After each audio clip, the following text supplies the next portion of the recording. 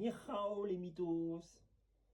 Aujourd'hui, je vais vous parler de la suite de la mythologie chinoise, le confucianisme. On avait déjà vu le taoïsme ensemble. Mais si, souvenez-vous, la vidéo d'avant, avec tous les dieux, les héros divinisés, tout ça.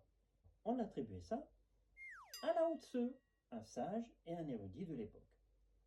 Eh bien, pour le confucianisme, c'est pareil, sauf qu'on l'attribuait à Confucius. C'est logique. Bon, c'était pas très mythologique en fait, ni très religieux. Plus un mode de vie si vous préférez, même si on continuait de croire au ciel, l'équivalent de Dieu, aux fantômes, aux esprits et autres divinités.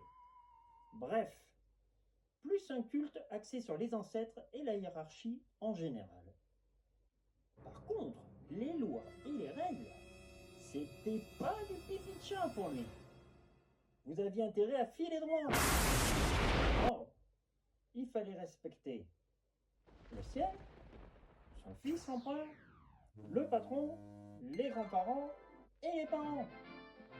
Il avait même écrit un bouquin là-dessus. Et si jamais vous ne faisiez pas ce qu'il disait, vous risquiez d'être sévèrement puni ou carrément exécuté.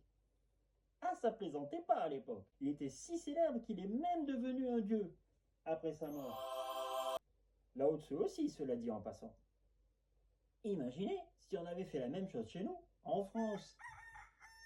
Eh bien, il y aurait un hôtel dans la baraque avec d'énormes portraits de vos aïeux collés et affichés au mur, avec des offrandes, des bols en sang et tout le matos.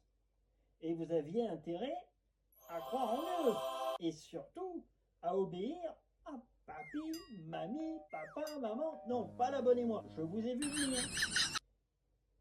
À votre chef et au président, même si vous n'aviez pas voté pour lui.